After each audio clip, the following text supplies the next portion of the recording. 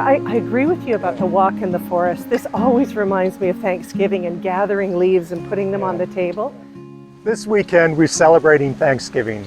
So first, my very sincere thanks to the Kasapsan and Lekwungen ancestors and families on whose magnificent lands we live, work, learn and play. What are you thankful for as we approach our second pandemic Thanksgiving? For family and good health? For satisfying and rewarding work? For the chance to share a meal with friends and loved ones? This week, I want to talk about food, community, and gratitude, and our plans to nurture each of those things right here in Royal Roads' food garden. And I can't think of anyone better to do that with than Hilary Leighton. Thank you. Hilary wears many hats, including as an eco-psychotherapist and registered clinical counselor. She's also an associate professor and program head in Royal Roads' School of Environment and Sustainability, and the co-chair of the Royal Roads Food Garden. So welcome, Hilary, and thank you so much for joining me here today.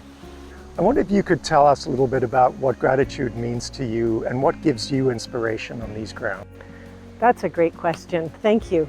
So gratitude to me is not so much a thing as it's a way of being. And I understand it in the old terms of notisha, which is to kind of drop into the present moment. Just to bring our attention in and say, well, what is here right now to be grateful for? Not something that's going to happen or something that has happened that we wish for, but what is here right in this present moment that we can say, oh. So Pema Chodron, the wonderful Buddhist nun and teacher, she calls this cheerfulness practice. And I think that's a little overtly positive sometimes, but I love the notion that she says, you know, you put on a sweater this morning when it's cold and you feel warm and you say, oh, this is so great. Or you taste the last strawberry of the summer and you say, this is so sweet. You know, you see a cute puppy and you stoop and you spend a moment. We just don't practice this. It's like strengthening a new muscle, because in a modernist worldview, we're so often told we're never enough. It's never good enough, we're not rich enough, we're not thin enough, we're not smart enough. So when we drop into this moment, we say, what's in the enoughness of this moment? What is there here to celebrate? So I would be remiss if I didn't also speak about the other side of this currency, which is grief. And that my understanding of grief is that it's a way to express what we've loved and lost or are losing. Just as gratitude is a way to praise what we love. So really this currency is love that we're talking about. So if we practice this dropping in with what's difficult right now, this is our second year of pandemic Thanksgiving, as you said in the intro. If we could just drop in and stay with what's difficult for a moment or two without rushing off or trying to fix it or fill it up, then we do increase our capacity to be resilient. And we kind of bring a conscious awareness to how we might more wisely relate to the world and be more present to what's going on. And you know, this is just a way through. We need both gratitude and grief. It's, you know, you can't have the one without the other. And I also love the Lebanese writer Khalil Gibran, and he said something like, I mean, I'm paraphrasing and I'm not probably doing it properly, but it's something like, sorrow carves our heart out so we can experience more joy. And I really firmly believe that. So I like that both and stance. But here, I have an apple. I love these old heritage trees. You know, I think they do need more of our TLC, which is what some of our plans include for the food garden. And, you know, I just look at them and they're just so patient and resilient, and they're still fruiting in this abundance. And I just think we can learn a lot from tree teachers. You know, so I'm really grateful for this whole space. And even this day where the air wants to be rain, you know, wants to be water. So we need the rain right now. So yeah, I have lots of gratitude. Well, I love that discussion about gratitude and grief and how they are the same sides of that coin of love. That's right. It's the currency. Yeah. This is what we need right now. Yeah. It's also about being brave. Yeah. To sit with something, to stay with something. That's hard work. Yeah. So we need this so that we can really make better decisions, you know, and not try to avoid or deny. You know, neuroscience says that when we're in fight or flight mode, we can't make good decisions because our executive function isn't engaged. We're always in panic. So if we can just drop in and say, what is here? What's in this moment? That's great. Mm-hmm. So we're here in the wonderful walled garden. You've got an apple from one of the wonderful heritage apple trees. Yeah. But tell me a little bit about what your dreams are for the food garden and how that can bring people together. Mm-hmm. Well, I mean, I dream of an edible campus. So I dream of not just this walled garden, but integrating a larger plan. But for the sake of this conversation, we can start small and manageable.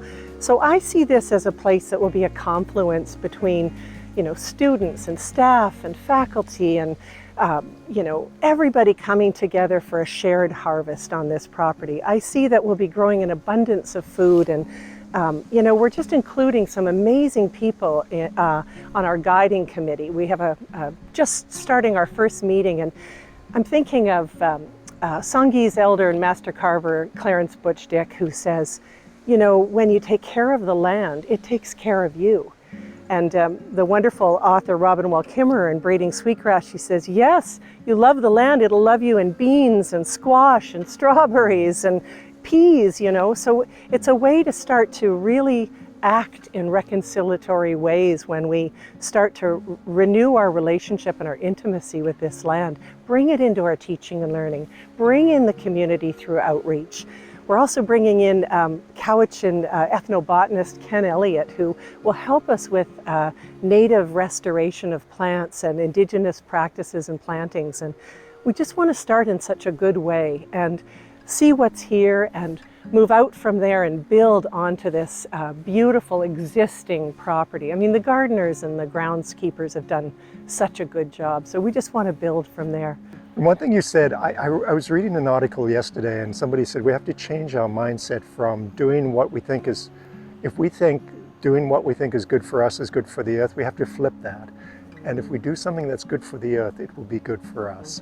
And I think just flipping that mentality is so important. Yeah, it's a beautiful reciprocity. Yeah. So when we connect with nature, we're not just doing it for our own sense of fulfillment or well-being, but we're doing it in relationship. So I'm interested in things like pedagogies of increased relatedness, so that we bring this kind of idea of, what we do to the one, we do to the other, and what we do to the other, we do to the one, this kind of beautiful exchange of how we're going to coexist, how we're going to move forward.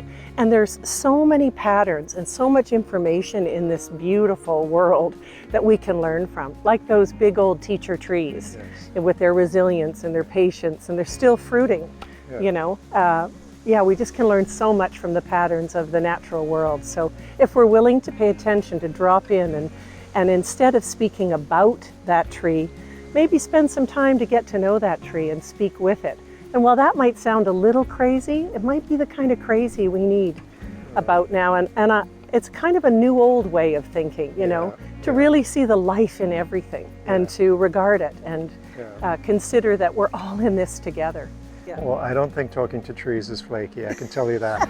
I was in Avatar Grove this weekend with my partner, so good. And we just put our hands against those trees and listened to them. And there is, you're absolutely right. I mean, there's just profound knowledge and history and life force there. You can just feel it. Now you've got to come talk to my students in the MEEK program. They understand this. They understand this, that we need to, so this is how we pivot, I think. This is how we move from dominator to defender, from, colonialist to community member, from like an I to a thou. This is how we, instead of saying this is a natural resource, we say this is also my natural relative. So how will I behave? How will I move from emergency to emergence? And through some of these practices and growing food and loving the land and being more intimate with it in this way, I think it's a good way forward. Well, that's a great segue to my last question for you, and that is, this weekend is Thanksgiving. Yes. Yes. And so tell us what you're going to do. So do you know I live with my 92-year-old mom, and 92, still does yoga, fantastic. So we will be sharing a meal that we'll take a couple of days to prepare. And we'll be carving and baking pumpkin and sending stuff out to neighbors, but mostly it will be on our own. But we have a practice where we take time before we tuck in and we look at everything on our plate and we just imagine how many hands it passed through before it got to us. And we also name the earth and we name the food itself for this life for life exchange that it provides for us. We just love doing that because it takes, we spend some time. The food gets a little cold, but we have a great time doing it. We even extend it to the plates and the linen and the candles just because there's so much abundance. And it makes the meal more delicious by far.